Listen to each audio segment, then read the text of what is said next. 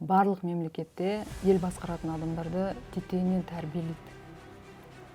А бізде ондай тәрбие жоқ қой. Әйел үйдің шегесі дейді қазақ. Ол үйде отырып сол балаларды тәрбиелеу керек. Сенің әкең мықты, әкең келе жатыр, әкеңнен ұят болады, әкеңді жамандама, әкеңді сыйла, әкеңді құрметте, әкеңнен қорық. Елдің жүген тізгінін ұстамақ тұрмақ өздерін ұстай алмайтын әкімдерді көрдік қой, ішіп кетті, жеп кетті, тындырып кетті. Сол әділ адамдарға жұмыс істеткізбейді. Либо кетіреді ол адамды, либо сол өздерінің былықтарына батырады. Керіске де, төбелеске де, үйдегі отбасылық зорлық-зомбылығы бар, басқасы бар, ажырасуға да бәріне осы материализм себеп болып жатыр. Таяқтың екі ұшы бар. Бұл мәселені ерлі-зайыптың арасына қазақ айтады, есі кеткен түседі дейді. Ол заңды қабылдамай-ақ өз еріктеріне қалдырып қою керек. Кеш жарық, құрметті көрермендер, сіздермен кешкі подкаст және оның жүргізушісі Мақсұт Насиболов.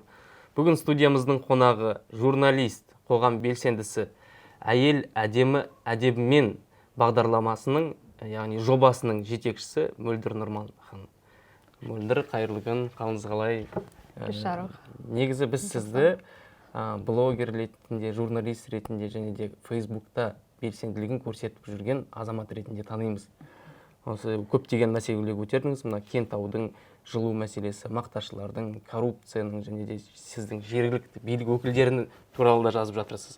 Неге бір кенеттен тоқтап қалдыңыз? Бұл посттарыңыз ондай саяси, критикалық посттарыңыз тоқтап қалды. Соны білгіңіз келген. Кеше біз сізбен әртүрлі тақырыпқа сұхбат жүргіздік, сөйлестік, әңгімелестік, өте қызықты, бірақ осы сұрақ мен көкейтесті сұрағым болып отыр. Көкейтесті сұрағыңызды тығып ұстап отырған екенсіз, жауап берейін.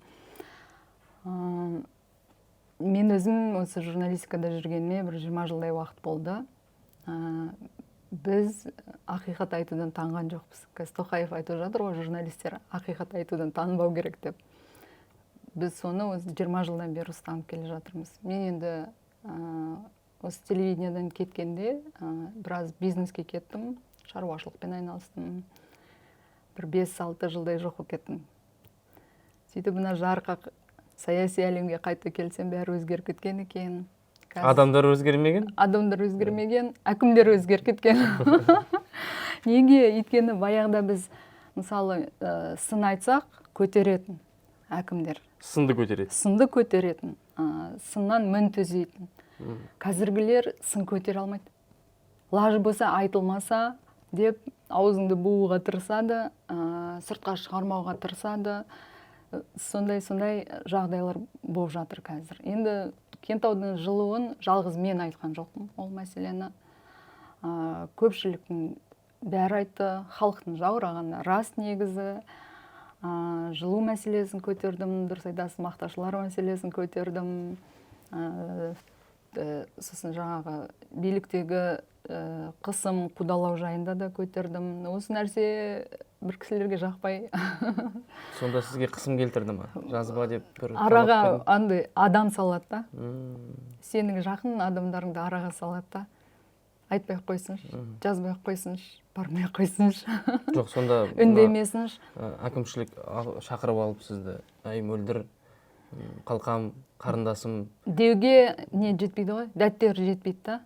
Өзіңе бетпе-бет бүйтіп келіп айтуға дәттер жетпейді да. Жаңа через кого-то сәлемдеме айтып сөйтіп жібереді. Сонда сәлемдемеде не болады? Не дейді? Отырғызам дей ма? Ештеңе подстава жасаймын дей ма? Енді әртүрлі жағдайлар болуы мүмкін. Мысалы кеше мақташылар субсидиясын ала алмай қалды. Сөйтті да Астанаға сандалып жүргендеріне біраз уақыт өтті. Осы соңғы рет баратын кезінде төрағасының жолда ұсталып қалу ол тегін емес қой. Дұрыс па? Жел болмаса шөптің басы қимылдамайды. Премьер-министр жылу мәселесін тексеру үшін келеді. Кентауда сол жылу мәселесін көтеріп жүрген қоғам белсенділерінің табанасы жоқ болып кетуі де тегін емес қой, дұрыс па? Дұрыс, ол сияқты менің де аузымның жабылуы, сынды тоқтатуым, ол да тегін емес болып тұр ғой. сонда. Саяси қоғамдық аренаны олар тазалап бәрін өйтіп Жоқ, менің өзімнің ұстанымым ол елге қызмет ету, елдің мәселесін көтеру. Қазақ айтады, ауруын жасырған өледі дейді. Біздің 30 жылда еліміздің оңбай қалғаны осы ауруды жасырғандықтан. Анау төмендегі әкім жасырады, ортадағы әкім жасырады, биіктегі әкім жасырады. Осы өтірік есептердің бәрі министрлікке келеді, үкіметке жетеді, түптеп келгенде президентті алдайды. Ал енді біз осындай әділетсіздіктерге баратын болсақ, біз әділетті Қазақстанды қалай құрамыз? Мені осы сұрақ мазалайды да. Жарайды, енді мен бірақ сол мәселелерді көтердім, шешіміне жеттім. Кентаудың жылуына ақша бөлінді. Мақташылардың жаңағы субсидиясы мәселесі заңмен шешілетін болды деген сияқты жетістіктерге жеткеннен кейін мен де сәл демалып алайын дедім, былайша айтқан кезде бір жағынан. Сосын жаңағындай мен енді осы эфирді пайдаланып, атқарушы билікке айтқым келеді. Ол журналист, ол мәселе көтеруші. Журналист ол мәселені көтеріп, сіздің алдыңызға алып келді ме, дайын ақпарат, дайын дело, былайша айтқан кезде. Алыңыз да арғай жұмыс істеңіз. Неге сіз журналистпен айналысасыз? Неге ол арыз емес, ол публикацияға шыққан, халыққа шыққан мәселе. Сіз неге сол мәселені шешумен айналыспайсыз? Неге сіз журналистермен алысып кетесіздер? Вот осы мен нені айтқым келеді. Бізге президент айтады, журналистер ақиқат айтудан танбасын дейді. А мына жақтағылар аузымызды буғады. Сонда біз қалай журналист боламыз? Қалай біз қоғамға қызмет ететін боламыз? Мен көрермендерге кішкене айта кетейін. Мөлдір Нұрман Шымкент қаласының тумасы, яғни оңтүстік Қазақстан облысының тумасы, Шымкент қаласы жайлы айтып жатыр. Және оның төңірегіндегі үлкен қалалар, Түркістан облысы жайлы айтып жатыр. Түркістан облысы туралы. Енді әкімдер демекші, бір сөзіңізде сізге мына жас әкімдер көңіліңізге толмады. Жас әкімдердің істеп жатқаны мынау. Ал қазіргі тенденция үлкен кісілерге кетіп, пенсияға шығып, жастар келу керек деп жатыр. Неге сіз ол қазіргі халықтың сұранысына қарсы ойыңызды білдіріп жатырсыз? Ғабидулла мырза болды, сіздің сөзіңізде, Бауыржан Байбек. Неліктен көңіліңіз толмайды? Жастарға қарағанда үлкен кісілер жұмысын жақсы атқара ма? Жоқ, бізде қазір жастардың келгені жақсы, смотря оның басы қандай. Ол бас бола алатын жас па, мәселе сода. Ол келіп, жаңағы пафос үшін жұмыс істеп, бекерге ештеңе тындырмай ол кететін болса, ондай жастардың келгені керек емес.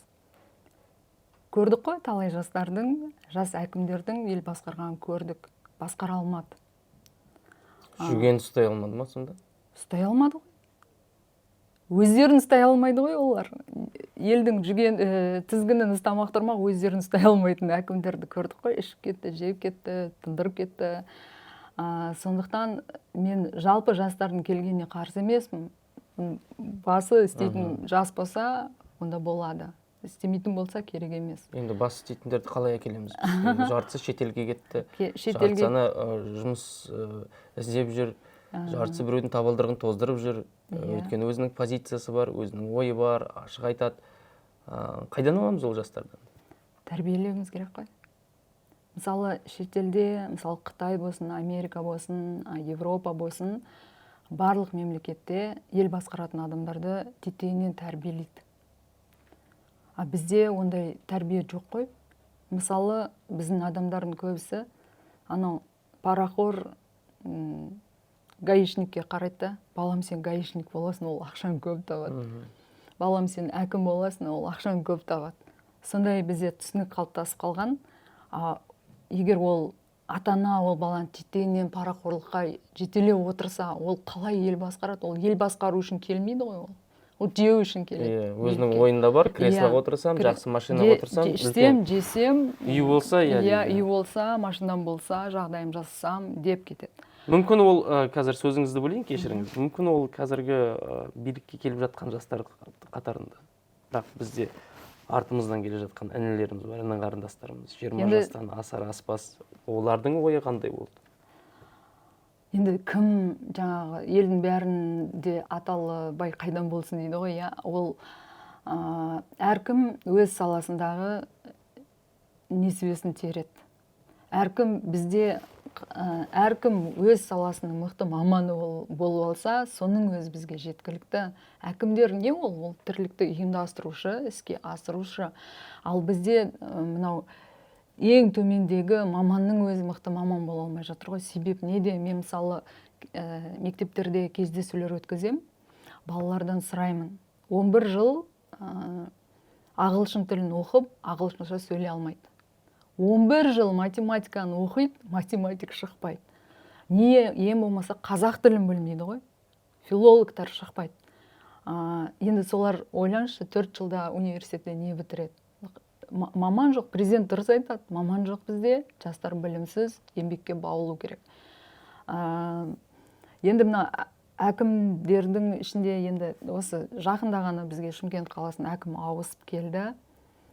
Жас кадр, жас әкім, кеудесінде жастық оты бар, адалдығы бар, әділдігі бар.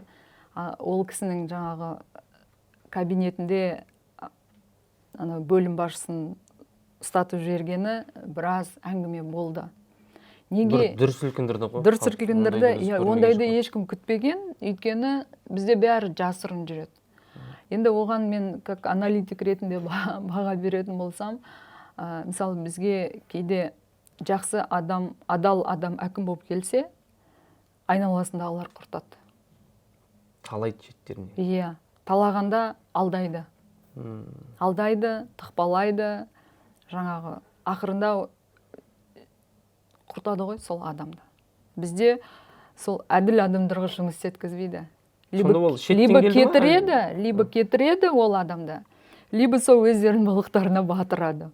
Келді дедіңіз, ол шеттен келді ме? Басқа бір облыстан? Шеттен келгенде неден келді ғой? Астанадан келді ғой, енді бізге ауысып, ішімізден шыққан жоқ. Сондықтан чужой болып тұр ғой енді. Чужой болып тұр, и сырттан келген адамға жаңағы өздерінің несін тықпалай бергеннен кейін ол әкім арнайы сол көпшіліктің көзінше солай етуге мәжбүр болды деп ойлаймын мен. Өзінің бір стратегиялық жоқ, ол мақсатты түрде емес, ол мәжбүрліктен солай болды. Енді біз өзіміз Шымкентте тұрғаннан кейін Шымкенттің шенеуніктерін бәрін білеміз ғой, олардың нелерін, жаңа методтарын да білеміз. Содан кейін мына әкімге обал болды ау дедік та. Енді ойласаңшы, өзі ауысып келген, жемеңдер деген сейсмикалық жағдайды зерттеуге бөлінген ақшаға қол сұққаннан кейін сол жиналыстың үстінде сол бөлімнің басшысын ұстатып жіберді. Қой дедім, қоймадыңдар деген. Қоғам белсенділері қалай көзқарас? Сіздің көзқарасыңыз түсінікті. Мен қолдаймын. Қолдап отырсыз. Иә. Оны егер қазір публикаға шығармасаңыз, жабулы қазан жабулы күйінде көп нәрсе қалып кетіп жатыр ғой. Сондықтан бір мезгіл осы қоғамға да ашық түрде жариялап тұруға болады деп ойлаймын ондай нәрселер. Енді мен Мөлдір ханым сіздің сөзіңізді естіп, егер де жаңағы бұрынғыдай әкім келсе, оларды өздері қолдайды, ішінара қоғам халық қолдамайды. Ол ары қарай результат бермейді. Егер де мұнан өзгертем, жасайым, дұрыстайым, халыққа қызмет етем деген азамат келсе, ішінара оны қолдамай, қоғам белсенділері қолдайды, бірақ ол қолдағанның несі бар, егер де оған жұмыс істетпесе. Және де мораль бұл жерде былай болып тұр ғой. Қандай әкім қандай келсе де, қандай адам болса да, ешқандай бір өзгеріс болмайды деген. Сонда нені өзгеру? Айналасындағылар өзгеру керек қой. Сонда біз бір күнде оны бәрін алып тастап ана. Әкім жалғыз емес қой, әкім жалғыз емес. Ана астына басалай бөлімдер көп қой. Орынбасарлары бар, бөлім басшылары бар, вот мамандар бар, вот солар өзгеру керек бірінші кезекте. Ол жерде ол әкім қазір өзімен бірге басқа адамдарды астанадан алып келсе, тағы да айтады, өз командасымен тасып жүр, шлейф. Бірақ сол команда керек негізі. Негізі керек команда.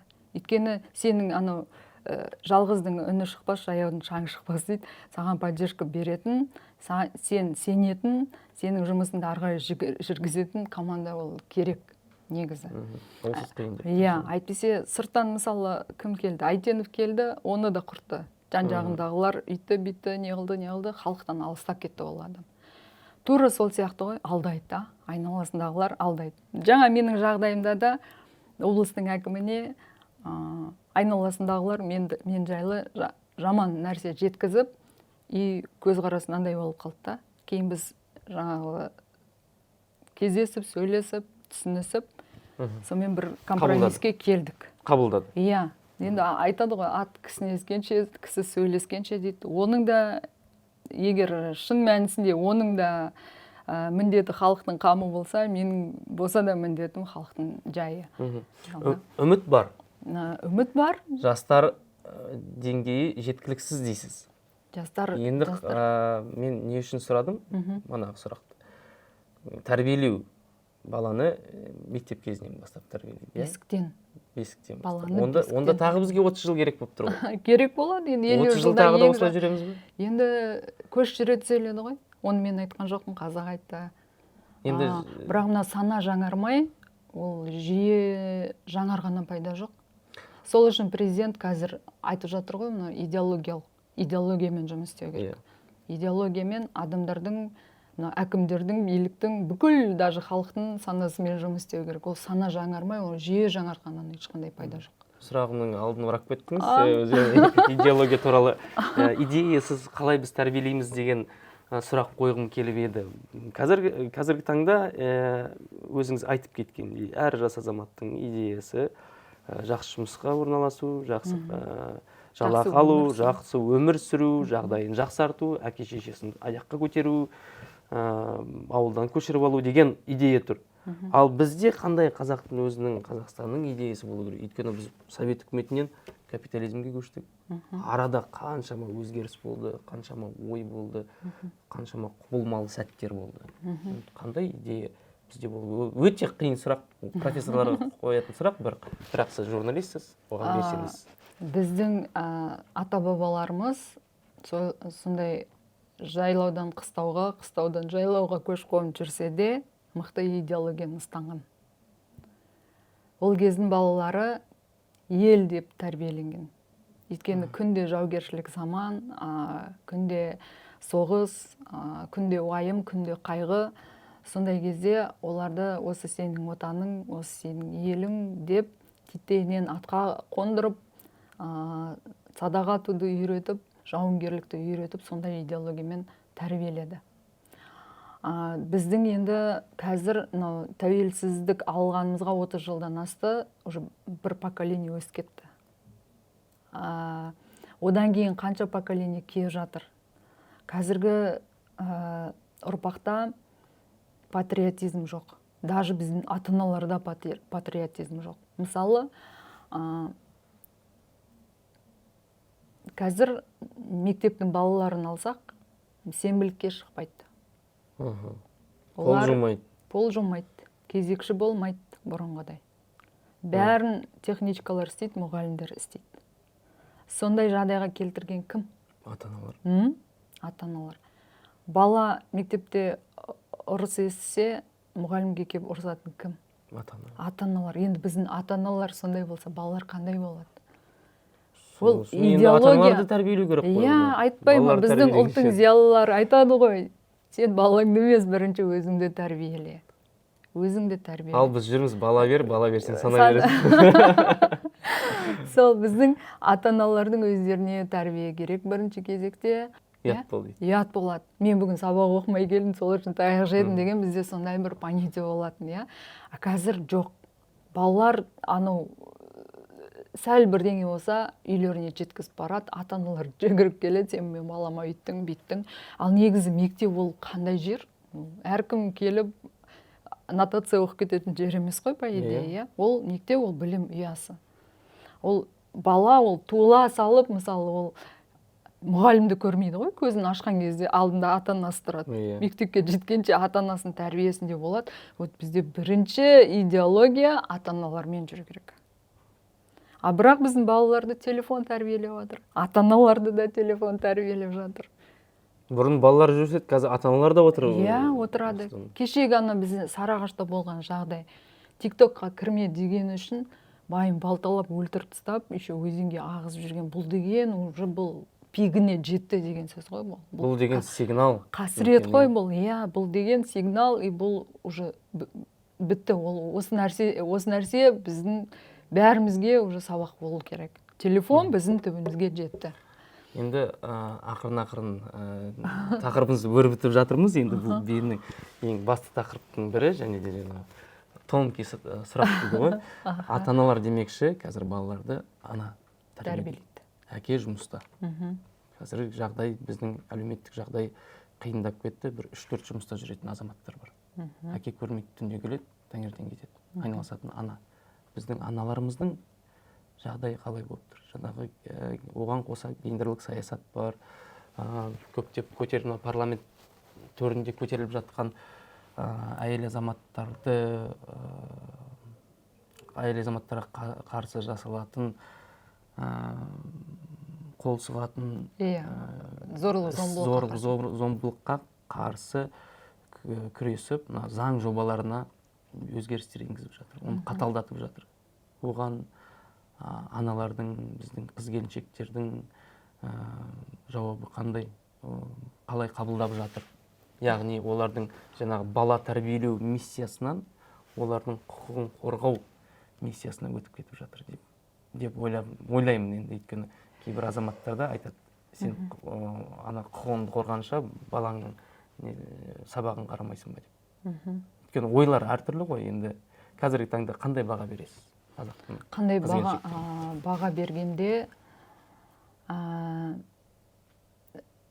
ол балаға қазір бірдеңе деуге қорқатын сондай заңдар қабылданып жатыр. Бұл қорқынышты. Иә. Ертең сен өз балаңа сөйлей алмай қаласың.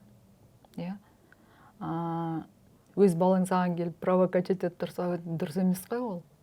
Ол біздің ұлттық болмысымызда жоқ нәрсе ғой. Біздің ұлттық болмысымызда не бар? Ата-ананы құрметтеу, ата-анаға қарсы келмеу, үлкендерді құрметтеу, үлкендердің сөзін бөлмеу, үлкендердің жолын кеспеу, үлкендерді тыңдау, үлкендерге қызмет ету. Осының біздің қазақтың тәрбиесінде қалыптасқан нәрсе. Енді біз осы нені бұзып жатырмыз ғой? Заңды өзгертеміз деп осы негізімізді бұзып жатырмыз қазір. Ұлттық кодымызды бұзып жатырмыз, иә. Біз ұлттық код қалыптаспай жатып бұзып жатырмыз оны қайтадан. Бұл бір, иә, балаға қатысты. Енді әйелдерге қарап сөйлеуге де болмайтындай жағдайға жеткізіп жатыр. Енді ол арада бірен сараң зорлық-зомбылықтар болатын шығар. Мен ойымша ол болды, бірен сараң бар да болады да. Бірен сараң отбасыда ол ыдыс-аяқ сылдырламай тұрмайды. Ол бәрібір ол болады ол. Екі жақта оған кінәлі болуы мүмкін. Бір жақта кінәлі болуы мүмкін. Бірақ әр нәрсеге бір нәрсе себеп болып тұрады. Сондықтан бұл заң өзі асығыс қабылданып жатыр деп есептеймін. Ол ер азамат, ол бәрібір ол ер азамат. Әйел үйдің шегесі дейді қазақ. Ол үйде отырып сол балаларды тәрбиелеу керек. Сенің әкең мықты, әкең келе жатыр, әкеңнен ұят болады, әкеңді жамандама, әкеңді сыйла, әкеңді құрметте, әкеңнен қорық. Осылай. Біз осыны айтып отқаныңызда қорықпайсыз ба? Ертең сізге қаншама әйелдер жабылады деп па? Әйелдер жабылады. Жабылса жабыла берсін. Мен 7 жылдан бері әйелдермен жұмыс істеп, мен уже неге үйреніп қалғам, әртүрлі пікірлерге, нелерге үйреніп қалғам. Бірақ біздің қазақи қалпымызды білетін әйелдер оған қарсы келмейді. Оған қарсы келмейді. Енді өзіңіз қараңызшы, гендерлік теңдік дейді. Біз қалай ол ген деген ол ген, ол қалай тең болады? Еркектің жаратылысы бөлек, әйелдің жаратылысы бөлек болса, қалай ол тең болады мысалда? Дұрыс. Құқықтары айтылып жатыр ғой. Жоқ, құқықтары айтылып жатса, біздің құқығымызды қорғайтын қылмыстық кодекс бар. Дұрыс па? бұрыннан бар ол кодекс. Әкімшілік Сол кодекс бар. кодекс арқылы қорғана берсе, зачем оған артық нәрсе енгізіп? Я? Тек еркек бұзық емес қой. Бұзық әйелдер де бар ғой. Оларға ше заң шықпай ма сонда? Онда еркектердің де құқығын қорғау керек қой, Иә. Тең қоғам сол емес пе енді? Дұрыс па? Тепе-теңдік Бұл сақталу жерде керек. әділетсіздік болып тұр ғой сонда. Әйелдердің қорғамай, еркектердің. Иә, ол сондай. Мен өзім көзіммен көргенді сізге айтайын. Өткенде Анас Бақожаев деген депутат тілінен таяқ жейді деген айтқан кезде не деген шум болды, иә. Мен ол кісіні қолдаймын. Неге? Өйткені мен өзімнің көзіммен көрдім. Тіліңді тарт десе тартпаймын деп таяқ жеген әйелдерді көргенмін. Сондықтан таяқтың екі ұшы бар. Бұл мәселені ерлі-зайыптың арасына қазақ айтады, есі кеткен түседі дейді. Ол заңды қабылдамай-ақ өз еріктеріне қалдырып қою керек еді. Бүгін арыз жазып, ертең қайтып алып кетіп жатқан әйелдер де бар ғой. Бүгін қазір болмайды алып кетуге. Заң бойынша қазір болмайды. Вот сол, ол отбасы болғаннан кейін ол бүйтіп құбылып тұрады ол. Неге біз оны сыртқы күш ретінде оған араласамыз? Иә, дұрыс айтасыз, мен келісемін. Сөзіңізді бөлейін. Біздің участковыйымыз біздің чатқа жазып жатыр. Не деп? Егер де осындай болса, байқап жүріңіздер, арызды қайтып алып кете алмайсыздар. Участковыйымыз ойлап жүр бізді. Мен мысалы оны менің отбасылық мәселеме посягательство деп есептеймін. Иә, өйткені ол менің өзімнің отбасылық мәселем, өзім шешемін. Граница бар. Граница бар, иә. Енді ол жаңағы ұрып, өлтіріп тастамаса, әшейін бір-екі бүйтіп түрткенге, неткенге бола, ол мен зорлық зомбылыққа тап болдым дейтін де әйелдер бар бізде. Вот солардың ықпалы өтіп, қазір еркектердің беделі түсіп бара жатыр. Мақұл, сен күйеуіңді жек көресің, иә? Жек көресің, оның сол сенен төмен болған қалайсың, сен балаң ше? Сен балаң өсіп келе жатыр, ертең сенің келініңнің алдында бәсі төмен болып тұрса, сен сол картинканы кішкене елестетіп көру керек қой адам. Мен бұл заңға өзім жаныммен қарсымын. Ер адам ол, ер адам. Ол всегда ол биік тұрады. Жаратылысымыз да сондай. Біз ол жаңағы адам атаның қабырғасынан жаратылғанбыз, сондықтан біз жаңағы шариғатта да оны айтады, еркектер әйелдерге басшы. Болды. Мен сол нәрсеге тоқтаймын, и ол нәрсені құптаймын. Дұрыс, тоқтаған дұрыс. Мен өзім тоқтатып не батқам. Сіздің позицияңызды естідім, және де жаңа сізге сұрақ қойдым ғой, кенеттен қайда жоқ болып кеттіңіз деп. Бұл мәселе, бұл заң кенеттен пайда болды. 30 жыл талқыға салынып келе жатқан жоқ бұл мәселе. Бір соңғы 10 жыл, соңғы 5 жылда белсенді түрде көтеріліп келе жатыр. Феминизм, митингке шығып жатыр қыз-келіншектер. Қайдан біздің төбемізден қақ түсті? Ол не түрткі болды оған? Сол жағын талқылап көрсек. Не түрткі болғанда тағы сол тәрбие мәселесі ғой. Бізде отбасыда кімнің орны екенін көбісі білмейді. Әкенің орны, рөлі, әйелдің рөлі, ананың рөлі, баланың рөлі деген нәрсе сапырылысып кетті да. Осының салдарынан болып жатыр. Енді осыған нақты осы зорлық, зомбылыққа кім кінәлі, тек нақты сол адамдарды жазалап қойып, жалпы жұртқа бұл заңды енгізбеу керек еді негізі да. Көтерілді, қоғамдық пікір қалыптастырылды. Бұл біреудің жүргізіп отырған саясаты ғой, деп ойлаймын. Идеологиясы бұл біреудің. Ол осы қазақ отбасыларын бір-біріне қарсы қойып қою. Отбасы институтын бұзу. Бұзу? Қазақи институт. Иә, бұзу. Жұмыс істеді, нәтижеге жетіп отыр ғой енді. Соны басында ол нәрсені тоқтатып тастау керек еді. Билік тоқтатса тағы айтады, депутаттар тоқтатты бермей жатыр деп. Жасап жатса. Енді бәрібір ол заңды депутаттардың сол заңға қарсы шықпағанына бастарын бұғып қалғандарына қайран қалдым. Біз азамат деген адамның бүйте беретін болсақ, ұғымын жойып тастаймыз. Қазір ол әйелдер шулайды, ертең біздің балаларымыз ше, қыздарымыз ше, қандай болады ол? Қандай тәрбие алады? қазірдің өзінде біз бір-бірімізді іздемейміз. Ертең ол әйел ерін мойындамаса, ол кімді мойындайды?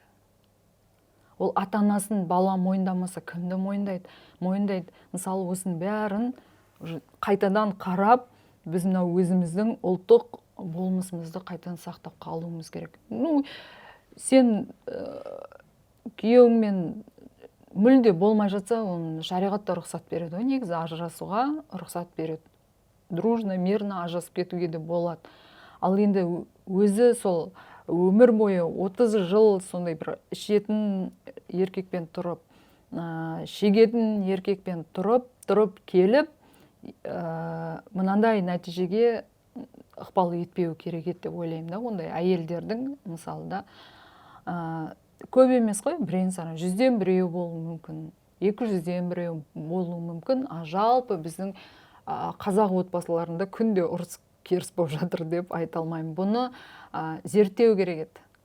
Статистика жүргізу керек еді. Уақыт беру керек еді. Әрбір үйдің есігін қағып, сенің отбасында жағдай қалай? Ерімен жағдай қалай? Ата-енеңмен жағдайың қалай? Балаңмен жағдайың қалай? Бұл деген бәрі зерттеу жүргізіліп, соның нәтижесінде шаралар қабылдану керек еді. Бір 10 адамнан сұрап, статистика бұлай деді, мынандай деді деп, үйтіп өтірік есеппен жалпақ жұртқа мынандай заңды қабылдап, осындай немен өмір сүру, бұл қазақтың менталитетіне сай келмейтін нәрсе. Енді ақырын еркектерге көшейік. Өйткені гендерлік теңдік болу керек. Оны заңдықты талап етіп отыр. Шегетін еркектер дедіңіз. Оған қоса қазір лудомания мен Иә, лудомания бар. Неліктен біздің ер азаматтарымыз күрт осындай ставкаға тігуге, азарттық ойындар ойнауға құмар болып кетті? Әлде ол бұрыннан болды, бірақ білінбейтін еді ма? Бұрыннан бар еді ғой. Осы еліміз егемендік алғанда казино қашан пайда болды, букмекерлік компаниялар қашан пайда болды, сол кезде ол пайда болды. Бірақ ол кезде ешкім мән берген жоқ. Ол жаман нәрсе адамды тез тартып кетеді өзіне. Біз еліктегіш халықпыз ғой. Еліктегіш халықпыз. Сол неге жаңаны тез қабылдаймыз, тез қабылдап еркетті, соның салдары болды. Негізі оған мүмкіндігінше жолатпау керек еді. Қазір уже кеш, ол адамдарды кері қайтара алмаймыз. Ал бірақ мына келешек ұрпақты ондайдан сақтап қалу керек. Ол лудомания, ол тек ол казиноға барып, немесе карта ойнап, рулетка, жаңағы не букмекер шарт емес. Біздің балаларымыз ойынға кіріп кеткен телефонды. Ол да бір лудоманияның түрі. Біз сол балаларымызды содан сақтап қалудың несіне көшуіміз керек. Телефонды балалардан алып қою керек. Бүгін алып қоймасаңыз, ертең ол ойынның түбіне кірсе, сол балалар барады букмекерге, сол балалар барады казиноға, сондай. Енді Мөлдір ханым, сөзімізді, әңгімемізді қорытындылай келсек, ата-аналарды тәрбиелеу керек. Өзімізді. Тәрбиелеу керек. Оны енді қалай тәрбиелейміз, енді қандай методтары, қандай құралдар пайдаланамыз? Мен осы әйел әдемі әдебімен жобасының аясында әйелдер қауымымен кездесем. 7 жылдан бері әйелдер қауымымен кездесіп келе жатырмын. Мүмкіндігінше отбасыларды сақтап қалуға тырысамын. Әйелдерге айтамын, сен жаңағы қанағат қыл.